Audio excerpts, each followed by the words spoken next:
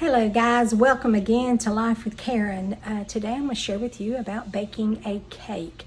I'm actually going to use my large oven today instead of my Gourmet air fryer because I'm going to be baking 2 cakes instead of just 1 cake. So let's get started. Now in my mixer I have already mixed up some ingredients. This is one recipe you will never get. This is my famous cake. I had a bakery for 30 years and I use this cake mix or this cake recipe, no mix, cake recipe a lot. I do everything from scratch. And so in here you have eggs, sugar, butter, flour. I'm going to put some flavoring there. I haven't put it in there yet. I'm actually still adding the milk and the flour. But I want to give you a little hint. You know, when you bake a cake, you should always start with your eggs at room temperature. Actually, all of your ingredients at room temperature. And I am real bad about taking my eggs and forgetting to set them out. So what I do is I take my eggs, I put them in a container of some sort. In this case, I'm using my mixing container, in my measuring cup. And I run warm water over them and set them over to the side and let them get to room temperature. It normally takes just a few minutes. Okay, I'm going to take and finish mixing these ingredients. I always mix a little at a time. I do dry and then wet and then dry, wet, and I try to end up on dry ingredients. So I'm going to go ahead and mix this. Now again with my cake, most of my cake that I make, I use self-rising flour. It takes a couple of steps out and helps it work the way it needs to work.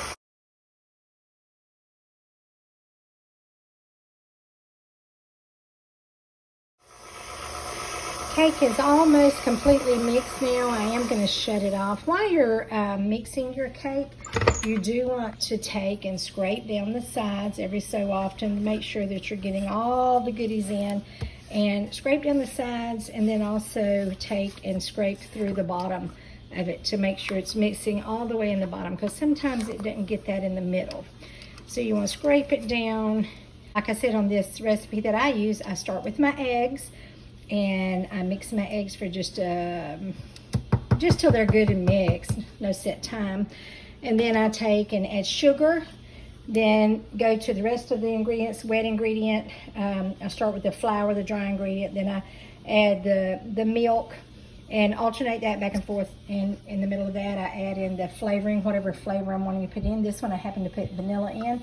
It is going to be a vanilla pound cake with lemon icing. Now I also have my bundt pan right here that I'm going to put in. Now this is something that I use a lot of, Baker's Joy. I love Baker's Joy. Used to back in the day, we would take grease and grease our pan all the way around and get it in all the little creases and then sprinkle flour in it and shake it. It was a lot of work. But now, voila, Baker's Joy. And what you do is, I'm going to try to do this one-handed. Okay. What you're just going to do is take and lightly spray your pan all the way around. Make sure you coat it good. Just quick little squirts all the way around. Get the base of it. Take that around. Okay, good little fill. Now I'm going to put my cake batter in there. I've set my oven to 350. Like I said, I'm using my large oven today, so I've set my oven at 350, and I'm gonna pour this in, and we'll get back in just a minute. Okay, I am now pouring the batter in the pan. You do not want to pour it all the way to the top because of the fact it will rise and boil over, and you don't want that. So with the recipe that I use, I actually have extra cake mix left over. As you can see, I've left some room here so that it doesn't, because it will rise up, and if you put too much, it will bubble over. Now, you see all the little bubbles in here? I don't like bubbles in mine because it causes little air pockets. So I take and bump it on the counter, and as you notice, they will take and they will pop. It gets the air out of the batter. Now, some people don't do that. It's just something I like to do. Just get the air out of the bubbles. Some people do it like this. There's no certain way to do it, but I just like to get the the bubbles out of the oven. Now I'm gonna put this in the oven. I'm gonna put it on for 35 minutes at 350 degrees. And when it gets to about 30 minutes, I start checking it to make sure that it is cooking properly. Now, one hint I'll tell you about baking cakes. Once you put it in that oven, do not open the oven, because if you open the doors, it changes the temperature in and the airflow, and it will cause your cake to fall.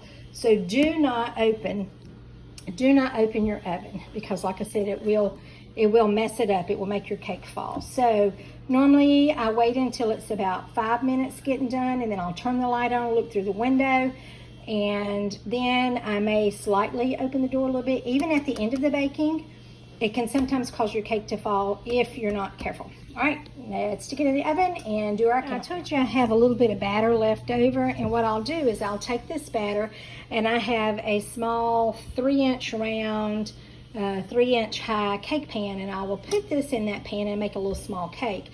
I use these cakes sometimes as just special gifts to friends or neighbors, or to kids that have birthdays or something. I might just send one to a family for no certain reason, just to be friendly. Sometimes we get them out and eat them ourselves. So your extra batter that you have, don't throw it out. Some people like to eat it. It is not good to eat raw batter. Have I eaten raw batter? Oh, of course. Who has not eaten raw batter? It has raw eggs in it, not good for you. So I don't suggest that you allow your kids to eat the raw batter. But I will take this in a few minutes. Like I said, I'm making 2, so I'm going to mix up another one in just a minute, and I'm going to throw it in the oven also. But I'll take the extra batter that's left over, and I'll be able to either get 2 6-inch cakes, or I can get maybe 3 3-inch cakes. Just depends on how much batter I have left. Okay, see you in a minute. Okay, prime example of why not to open your oven. I made the mistake of opening the oven a while ago, wasn't thinking, opened it, and look what happened. My cake sunk in the middle. See there? So this is a cake. I was making one for us and one for someone else. So guess what? This one will be ours.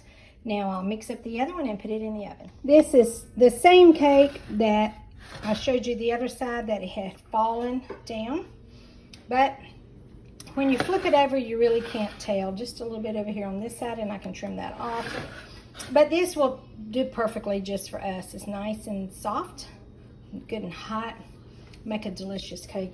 I think I am going to trim it though. Cut it, I mean, just to see what the inside's going to look like, because it did fall in the middle. Now, you should wait to cut your cakes. You shouldn't cut them when they're hot. You should give them time to cool and settle and firm up. But I just want to see. Let's take this piece out and see what this looks like. Beautiful on the outside, smells delicious. It is done on the inside, and so you really can't tell that it had fallen any. So, but this is going to be ours. We'll make another one for our friends. All right, see you later. Now, the other day I mentioned about making a dessert for my husband that did not set up. This is the dessert. It was supposed to be like lemon bars or lemon something, and as you can see, it did not. So instead of throwing this good goop out, I'm going to take and put it, just spread a little bit nice and light across the top. Because the cake is hot, guess what's going to happen? It's going to end up running down it and making an actual pretty cake. So I'm just going to spread it around a little bit. It tastes really good. It'll be a really good icing on this cake. So I'm going to use it as an icing. I'm not one to like to throw away stuff when it comes to baking and cooking, because I don't like to waste. So therefore, I'm going to use this. Now, as you can see, the cake is hot, so it is starting to kind of run to the middle. It will also, see how it's starting to run down the outside. If you want to have that look on your cake, you want to always do it when it is hot. Ice it when it's hot. Make sure your icing is not real runny, because if it is, then it will run too much. But if it's just, if you want to like a little glaze on it, ice your cake when it is hot. And that will give you the glaze effect. As you can see, it's steady starting to run down. Looking kind of nice. It will be delicious for us, My husband will enjoy it. He loves lemon cake, actually vanilla cake with lemon icing. So this will be a joy to him to come home, and there it is. Alrighty then, I'm gonna finish doing this and I'll see you back again.